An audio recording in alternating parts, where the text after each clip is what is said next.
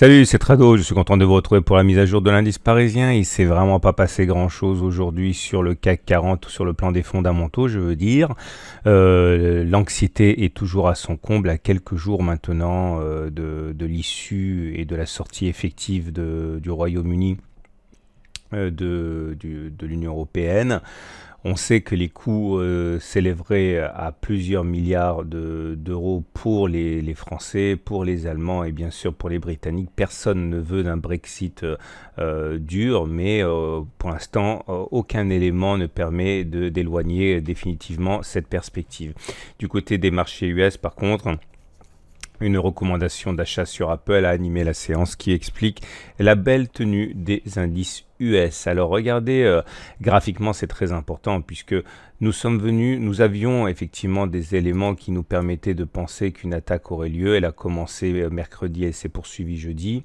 Mais cette attaque a pris fin une fois de plus sur le bas du canal noir. C'est absolument incroyable comme ce canal noir fait de la résistance depuis qu'il est né en décembre 2018.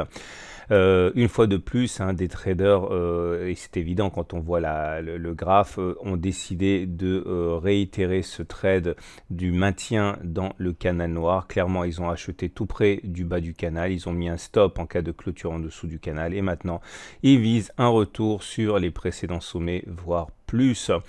Le plus important au-delà, c'est cette oblique bleue. Je vous rappelle que c'est une oblique hebdomadaire. Ça signifie qu'il faut absolument clôturer au-dessus vendredi soir pour acter son franchissement. Pour l'instant, on ne peut espérer autre chose qu'une mèche, c'est-à-dire que l'on aurait en semaine bafoué cette oblique pour finalement clôturer en dessous. C'est pour l'instant ce qui semble se produire. Regardez, si je mets le graphe hebdomadaire, c'est assez évident. Et si on avait quelque chose qui ressemblait à ça, vous voyez, eh bien ce serait pas bon du tout puisque voilà, ce serait une fausse cassure en fait. Et là, généralement derrière, ça fait badaboum. Donc il faut vraiment surveiller de très très près la manière dont on va clôturer ce vendredi soir.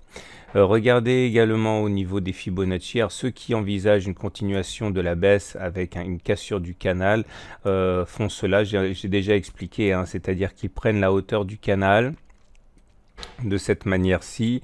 Voilà, on prend la hauteur du canal que l'on va reporter par-delà le canal, comme ça, et ça vous donne un objectif qui, normalement, en cas de cassure, est statistiquement atteint. Allez chercher cette oblique noire. On n'y est pas encore, mais ceux qui ont déjà initié un short ont peut-être gardé leur position pour aller chercher cet objectif. Je vous rappelle également qu'il est possible d'utiliser les Fibonacci, c'est-à-dire que vous prenez toute la jambe de hausse depuis les plus bas ici jusqu'au plus haut, vous tracez les Fibonacci et ça vous donne la possibilité de viser les 23,6%. Évidemment, ça impliquerait que l'on casse le canal noir, ce qui n'est pas acquis, mais enfin, pour l'instant, même si c'est pas le scénario qui tient la corde, on ne peut pas non plus éloigner définitivement cette possibilité.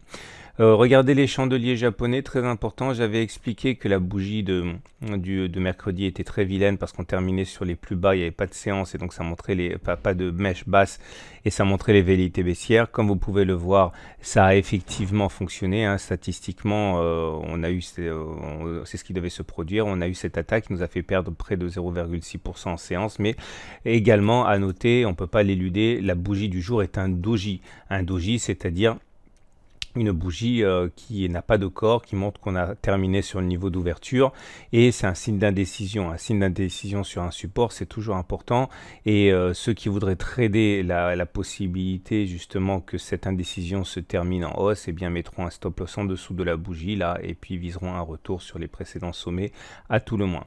Regardez maintenant les indicateurs techniques comme d'habitude. On va commencer par le plus simple, c'est la moyenne mobile à 20 jours. On est toujours au-dessus, la tendance elle est haussière. Maintenant, la moyenne mobile à 7 jours, comme vous pouvez le voir. Donc, je vais commencer par les Bollinger parce que c'est plus important, parce que c'était le swing trading que j'avais engagé. J'avais expliqué qu'on avait eu un setup Tradobull. Je ne vais pas vous infliger ça une 5e fois.